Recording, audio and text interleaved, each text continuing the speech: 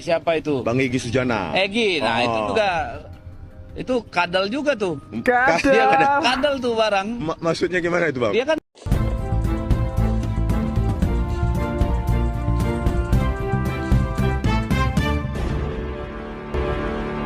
Diskursus terkait soal pemburu ijazah palsu Pak Jokowi ini semakin lama semakin nyungsep saja sahabat.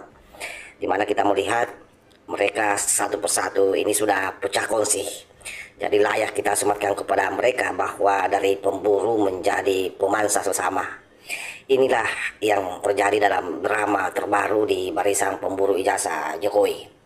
Jadi kalau dulu mereka berbaris rapi, satu komando, kompak, membangun narasi fitnah, tapi sekarang mereka saling siku satu sama lain. Dan bahkan ada hal yang menarik pada saat Rismon Sianipar diundang di podcast Deddy Sitorus, di mana di sana Egy Sujana dikatai oleh Deddy Sitorus bahwa Egy kadal Sujana, dan seketika Rismon bukannya membela malah ikut mengiyakan dan tertawa terbahak-bahak kala temannya dihina di depan publik. Nah, saya kira fenomena ini bukan hal yang kebetulan. Ini tanda bahwa sebuah koalisi kebohongan itu mulai kocar-kacir dari dalam.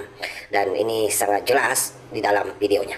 Dan TPUA sendiri pun saya baru kenal pada saat 15 April 2025. apa tuh TPUA? TPUA itu tim pembela ulama dan aktivis. Oh, oke.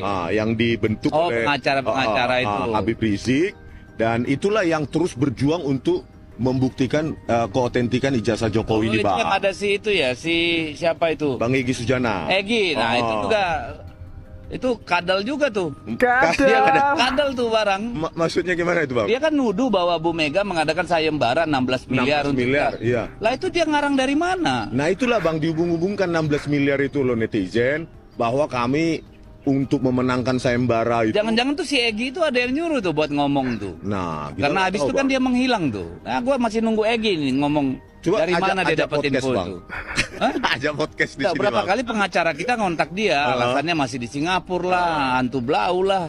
Jadi makanya Kalau kita melihat perjalanan kasus ini, dari awalnya mereka punya tujuan yang sama, mendiskreditkan mantan Presiden Jokowi lewat isu ijazah. Bahkan TPU dibentuk oleh Bung Rizik Sihab yang dipimpin Egy Sujana itu satu barisan dengan Rismon. Artinya sama-sama tampil di media menggempur habis-habisan tentang kepalsuan ijazah Pak Jokowi. Lalu muncul momen podcast Deddy Sitorus. Nah, Deddy menyebut Egy kadal Sujana. Dan kalau kita lihat bagaimana responnya Rismon sahabat ya, bukannya membela, malah tertawa lebar, tidak ada solidaritas sama sekali sebagai salah seorang teman ya yang dibegitukan di depan umum. Nah itulah efeknya kalau gerakan yang dibangun itu lahir dari kebencian. Jadi memang sangat mudah pecah. Kenapa? Karena mereka tidak disatukan oleh fakta, data, atau tujuan. Atau mereka bukanlah satu kelompok ideologis. Hanya lebih pada kepentingan. Hanya karena kebetulan mendapatkan musuh yang sama. Begitu musuh bersama itu mulai tak lagi relevan, atau isu yang diangkat sudah kehilangan taringnya, atau mereka sudah mulai kelimpungan, maka satu persatu pasti akan berpikir untuk melarikan diri dan sambil mencari kambing hitam baru, dan kambing hitam itu seringkali adalah kawan sendiri. Nah boleh jadi dalam posisi ini Egy Sujana. Nah kenapa hal itu muncul? Ya tentu yang pertama karena ego personal, semua ingin jadi pemain utama. Yang kedua, perbedaan strategi dan kepentingan politik tentu akan memicu gesekan. Kita tahu bahwa Egy Sujana ini jelas ya, dia adalah pengasuh NKRI Bersyariah bersama dengan Rizik Sihab. Sementara yang lain-lain ini datang dari golongan atau kaum nasionalis. Tentu itu mereka memiliki pandangan yang berbeda dan bahkan kepentingan yang berbeda. Lalu ketika muncul sindiran-sindiran seperti ini, bahkan pengkhianatan di depan publik, ya wajar-wajar saja. Karena memang mereka tidak berangkat dari awal dari ideologi yang sama dan tujuan mulia yang sama. Nah tentu publik melihat ini. Jadi sekali lagi mereka bukan lagi pembela kebenaran seperti yang diklaim oleh mereka pada saat bicara di depan media. Dan masyarakat tentu mulai ragu kalau mereka benar-benar punya bukti, kenapa saling menyerang.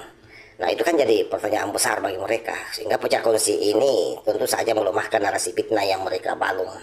Dan netizen kini lebih fokus menertawakan drama internal ketimbang percaya pada isu yang mereka bangun. Apa yang bisa diambil dari hikmah kasus ini ya? Pertama, bahwa gerakan politik yang dibangun atas kebohongan itu ibarat rumah di atas pasir sahabat. Jadi memang cepat berdiri, tapi mudah runtuh. Sekuat apapun mereka berteriak palsu, kalau dasarnya tidak benar, akan runtuh juga. Dan biasanya runtuhnya dari dalam. Inilah yang terjadi saat ini. Lalu muncullah solidaritas palsu, mudah terungkap ketika ada gesekan kepentingan. Opini publik bisa berbalik arah ketika melihat retaknya warisan. Drama internal ini menjadi senjata baik yang memperkuat posisi pihak yang mereka serang. Dalam hal ini Pak Jokowi, dan itulah yang terjadi hari ini. Makanya satu kali saja Pak Jokowi mengeluarkan pernyataan, ada tokoh besar di belakangnya, kan mereka kelimpungan sendiri, mau klarifikasi kanan kiri. Semakin brutal serangannya, semakin tidak terarah. Artinya apa? Betapa rapuhnya yang namanya koalisi yang tidak berdasar pada satu kepentingan mulia, yang tidak berdasar pada satu kelompok ideologis. Sehingga dapat disimpulkan bahwa hari ini benar saja mereka pecah kongsi. Dan kita tinggal menunggu, siapa tahu mereka saling lapor polisi. Dari pemburu menjadi pemangsa sesama, itulah nasib gerakan yang tidak punya landasan kebenaran. Dan untuk kita, termasuk publik, inilah bukti yang nyata ya. Tidak semua yang mengaku pejuang kebenaran benar-benar berjuang demi kebenaran. Kadang mereka hanya berjuang demi panggung, dan panggung itu sekarang sedang runtuh. Oleh karenanya sahabat-sahabat sekalian, sekali lagi, setiap saat, setiap waktu, kita mesti menyeleksi seluruh informasi yang berkembang di media sosial. Jangan mudah terglorifikasi, jangan mudah terhasut, periksa baik-baik, filter baik-baik. Kenapa?